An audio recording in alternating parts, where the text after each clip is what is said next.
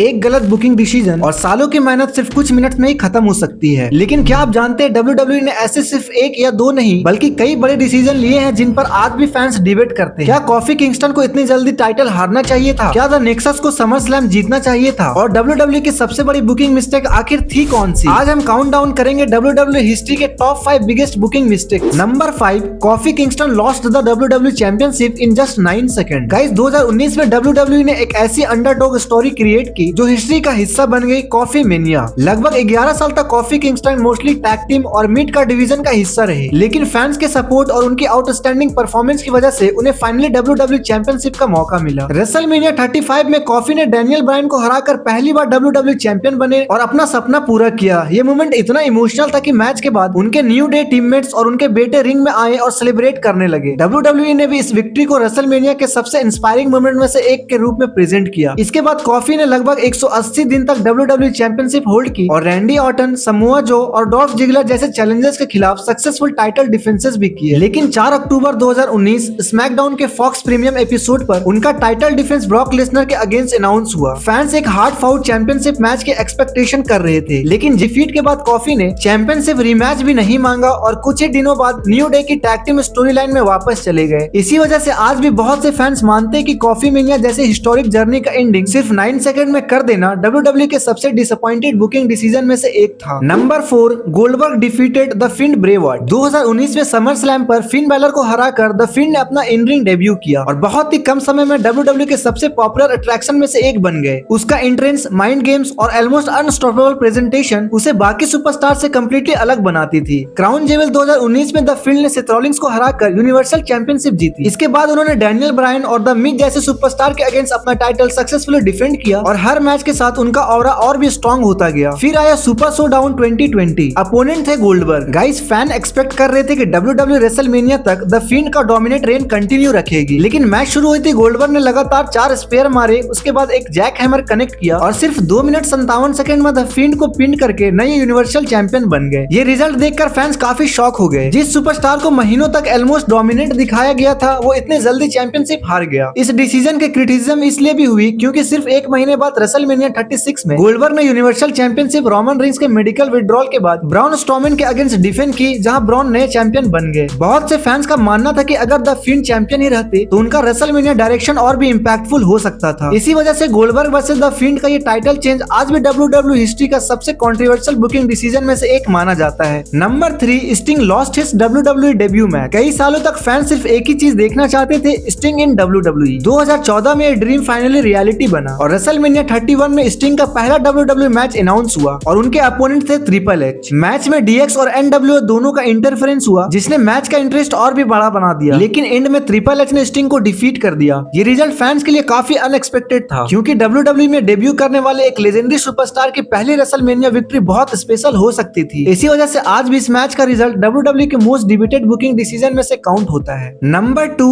The Nexus lost at SummerSlam 2010। 2010 में WWE ने एक ऐसा फैक्शन इंट्रोड्यूस किया जिसने अपने डेब्यू से ही पूरी कंपनी को हिलाकर रख दिया। ये ग्रुप NXT सीजन 1 के रूकीज से बना था जिसमें Wade Barrett, Daniel Bryan, Justin Gabriel, Heath Slater, David Otunga, Devin Young, Michael Tarver और स्किप सीफील्ड जैसे नेम शामिल थे। 7 जून 2010 के एपिसोड ऑफ रो पर द नेक्सस ने अपना शॉकिंग डेब्यू किया। उन्होंने रिंग को तोड़ दिया, अनाउंस टेबल डिस्ट्रॉय कर दी, कमेंटेटर्स और रेफरीज पर भी अटैक किया और WWE चैंपियन जॉन सीना पर भी ब्रूटल अटैक कर दिया। इस सेगमेंट को आज भी रॉ हिस्ट्री के ग्रेटनेस डेब्यू में से एक माना जाता है। अगले कुछ हफ्तों तक द नेक्सस ने रॉ को कंप्लीटली डोमिनेट किया। हर वीक किसी न किसी सुपरस्टार पर अटैक होता था और ऐसा लग रहा था कि WWE में एक नया ईरा शुरू होने वाला है। फिर आया समर स्लैम 2010। मेन इवेंट में मैच हुआ team WWE versus the nexus. Fans को पूरी उम्मीद थी कि द नेक्सस जीतकर अपनी डोमिनेंस और भी स्ट्रॉन्ग करेगा, लेकिन मैच का एंड में सिर्फ जॉन सीना बचे थे। द नेक्सस की तरफ से वेड बैरेट और जस्टिन गैब्रियल रिमेनिंग। गैब्रियल का 450 स्प्लैश लगने के बाद भी जॉन सीना ने किक आउट कर दिया और उसके बाद जॉन सीना ने बैरेट को एटीट्यूड एडजस्टमेंट देकर पिन कर दिया और टीम WWE मैच जीत गई। इस डिफीट के बाद द नेक्सस का मोमेंटम धीरे धीरे कम होने लगा। वेड बैरेट मल्टीपल टाइटल अपॉर्चुनिटी के बाद भी WWE चैंपियन नहीं बन पाए और फैक्शन भी कुछ ही महीनों में टूट गया। बाद में जॉन सीना ने भी इंटरव्यूज में माना है कि शायद समर स्लैम का रिजल्ट अलग होता तो द नेक्सस को और भी बड़ा स्टार बनाया जा सकता था। इसी वजह से समर स्लैम 2010 में द नेक्सस की हार को WWE हिस्ट्री की सबसे बड़ी बुकिंग मिस्टेक्स में से एक माना जाता है। और अब बात करते हैं number 1, the invasion story line. 2001 में WWE ने रेसलिंग हिस्ट्री का सबसे बड़ा बिजनेस मूव किया। WWE WWF ने WCW को एक्वायर कर लिया और थोड़ी ही देर बाद ECW के कई रेसलर भी स्टोरी लाइन का हिस्सा बन गए। फैंस को लगा कि अब वो देखने को मिलेगा जिसका सालों से इंतजार था, WWF वर्सेस WCW। ये वो राइवलरी थी जिसने मंडे नाइट वॉर्स के दौरान प्रोफेशनल रेसलिंग को कम्प्लीटली बदल दिया था। एक्सपेक्टेशन बहुत बड़ी थी, फैंस ड्रीम मैचेस देखना चाहते थे जैसे Stone Cold Steve Austin versus Goldberg, the Rock versus Sting और the Undertaker versus Diamond Dallas Page. लेकिन रियलिटी कुछ और ही निकली। सबसे बड़ी प्रॉब्लम ये थी कि WCW के कई टॉप स्टार्स जैसे गोल्डबर्ग, स्टिंग, केविन नैश और स्कॉट हॉल उस वक्त टाइम वार्नर के गारंटीड कॉन्ट्रैक्ट पर थे। इसलिए जब इन्वेजर स्टोरी लाइन शुरू हुई ये सुपरस्टार WWE के लिए अवेलेबल ही नहीं रहे। रिजल्ट ये हुआ कि स्टोरी लाइन में WCW को प्रेजेंट करने के लिए बिगेस्ट नेम मौजूद ही नहीं थे। और फिर स्टोरी लाइन में एक और मेजर ट्विस्ट आया। स्टोन कोल्ड स्टीव ऑस्टिन ने WWF को बिट्रे करके द अलायंस ज्वाइन कर ली। ये शॉकिंग मोमेंट जरूर था, लेकिन कई फैंस को लगा कि इससे WWF वर्सेस WCW वाली ओरिजिनल राइवलरी का फोकस कम हो गया। आखिरकार सर्वाइवर सीरीज 2001 में विनर टेक्स ऑल मैच हुआ। WWF टीम ने द अलायंस को हरा दिया और सिर्फ लगभग 5 महीने में पूरी इन्वेजर स्टोरी लाइन खत्म हो गई। आज भी बहुत से फैंस और रेसलिंग एनालिस्ट मानते हैं कि अगर WWE इस स्टोरी लाइन को थोड़ा और डिले करती, सभी मेजर WCW स्टार अवेलेबल होते और राइवलरी एक और साल तक बिल्ड किया जाता, तो शायद ये प्रोफेशनल रेसलिंग की ग्रेटेस्ट स्टोरी लाइन बन सकती थी। इसी वजह से द इन्वेजर स्टोरी लाइन को WWE हिस्ट्री के सबसे बड़े मिस्टेक्स बुकिंग अपॉर्चुनिटी और सबसे बड़ी बुकिंग मिस्टेक्स में से एक माना जाता है। तो गाइस ये थे WWE हिस्ट्री के टॉप 5 बिगेस्ट बुकिंग मिस्टेक्स। हो सकता है आप इनमें से कुछ डिसीजन से एग्री करें और कुछ से बिल्कुल नहीं, लेकिन एक बात तो पक्की है, ये मोमेंट्स आज भी WWE फैंस के बीच सबसे ज्यादा डिबेट्स किए जाते हैं। तो गाइस अगर आपको ऐसे ही WWE के फैक्ट, हिस्ट्री और इंटरेस्टिंग काउंटडाउन वीडियो पसंद है तो वीडियो को लाइक करें, चैनल को सब्सक्राइब करें और बेल आइकन जरूर प्रेस करें। मैं मिलता हूँ आपसे नेक्स्ट वीडियो में। Until then thanks for watching.